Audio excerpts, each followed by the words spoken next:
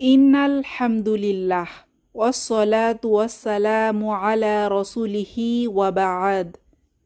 আজকে আমরা পবিত্র কোরআনুল কারীমের 94 নাম্বার সূরা আল ইনশিরাহ নিয়ে আলোচনা করব ইনশাআল্লাহ।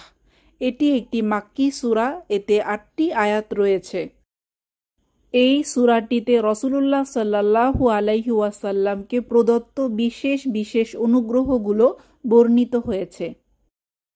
বিসমিল্লাহির রহমানির রহিম। পরম করুণাময় অসীম দয়ালু আল্লাহর নামে শুরু করছি। আলাম নাশরাহ লাকা সাদরাক। আমি কি তোমার জন্য তোমার বক্ষ উন্মুক্ত করে দেইনি? এই আয়াতে ব্যবহৃত শারহ শব্দের অর্থ উন্মুক্ত করা। কোরআন মাজিদের বিভিন্ন স্থানে রাসূলুল্লাহ সাল্লাল্লাহু আলাইহি ওয়াসাল্লামের বক্ষদেশ উন্মুক্ত করে দেওয়ার শব্দ ব্যবহার করা হয়েছে। বক্ষদেশ উন্মুক্ত করার অর্থ হচ্ছে সব রকম মানসিক অশান্তি ও সংশয় মুক্ত হওয়া, জ্ঞান ও সত্য উপলব্ধি করার উপযুক্ত করা এবং বক্ষকে প্রজ্ঞার আধার করার জন্য প্রস্তুত করা। কোনো কোনো তাফসীরবিদ এই স্থলে বক্ষ উন্মুক্ত করার অর্থ বক্ষ বিদীর্ণ হিসেবে বলেছেন। হাদিসে বর্ণিত রয়েছে যে ফেরেশতাগণ আল্লাহ সুবহানাহু ওয়া তাআলার আদেশে বাহ্যত রাসূলুল্লাহ সাল্লাল্লাহু আলাইহি ওয়াসাল্লামের বক্ষ বিদীর্ণ করে তাকে যাবতীয় পঙ্কিলতা থেকে পরিষ্কার করে তাতে জ্ঞান ও তত্ত্ব কথা দিয়ে পূর্ণ করে দিয়েছিলেন।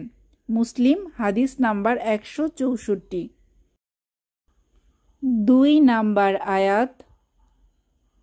وَوَضَعْنَا عَنكَ وِزْرَكَ। আমি তোমার উপর থেকে তোমার বোঝা নামিয়ে দিয়েছি।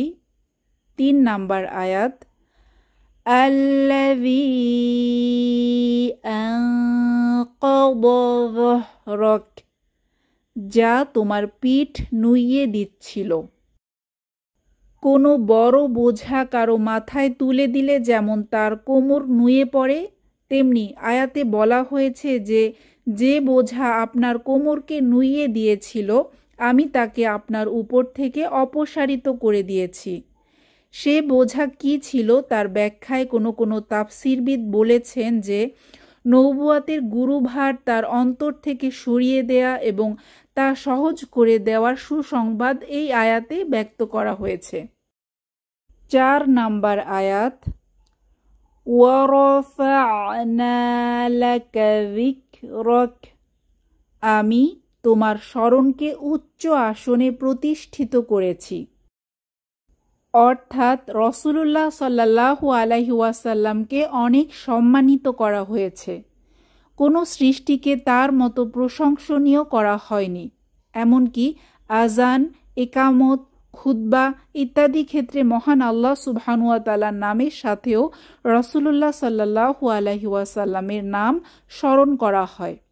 এভাবে তার মর্যাদা ও স্মরণ সমুন্নত করা হয়েছে। এছাড়াও তার উম্মত ও অনুসারীদের নিকট তার সমমর্যাদার আর কেউ নেই। 5 নাম্বার আয়াত। ফাইন্না মা'আল উসরি ইউসরা। অতঃপর কষ্টের সাথে অবশ্যই স্বস্তি রয়েছে। 6 নাম্বার আয়াত। ইন্না মা'আল উসরি ইউসরা। নিশ্চয়ই কষ্টের সাথে আছে স্বস্তি।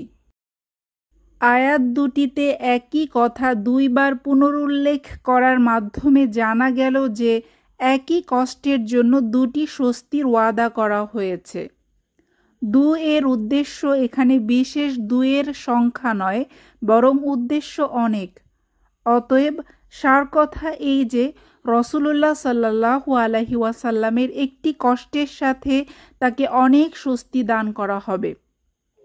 অর্থাৎ সকল কষ্টের সাথেই সুখ আছে। অবশ্যই কষ্টের পরে আল্লাহ সুবহানাহু ওয়া তাআলার পক্ষ থেকে স্বস্তি আসবেই ইনশাআল্লাহ। 7 নাম্বার আয়াত فَإِذَا فَرَغْتَ فَانصَبْ, অতঃপর যখনই তুমি অবসর পাবে তখনই কঠোর ইবাদতে রত হও। 8 নাম্বার আয়াত وَإِلَى رَبِّكَ فَارْغَب, আর তোমার রবের প্রতি গভীর মনোযোগী হও। কেউ কেউ বলেন আয়াত দুটিতে সলাতের পর দোয়ায় রত থাকার কথা বলা হচ্ছে। কারো কারো মতে ফরজের পর নফল ইবাদতে রত হওয়াকে বোঝাচ্ছে। মূলত এখানে উদ্দেশ্য দুনিয়ার কাজ থেকে খালি হওয়ার পর আখিরাতের কাজে রত হওয়াই উদ্দেশ্য। শেষ আয়াতে বলা হয়েছে একমাত্র আল্লাহর নিকট মনোযোগী হয়ে সকল ইবাদত যেন তিনি কবুল করে নেন এই আশা করো। এই আয়াতে মুমিনদের জীবনে বেকারত্বের কোনো স্থান দেয়া হয়নি। হয় সে দুনিয়ার কাজে ব্যস্ত থাকবে, নয় আখিরাতের কাজে। অর্থাৎ যখনই দুনিয়াবি কর্মব্যস্ততা থেকে অবসর পাওয়া যাবে ইবাদতে মনোনিবেশ করতে হবে, রবের সন্তুষ্টির জন্য একনিষ্ঠ ইবাদত করতে হবে। আল্লাহ সুবহানাহু ওয়া তাআলা আমাদেরকে সূরাহ আল ইনশিরার উপর আমল করার তৌফিক দান করুন। আমিন।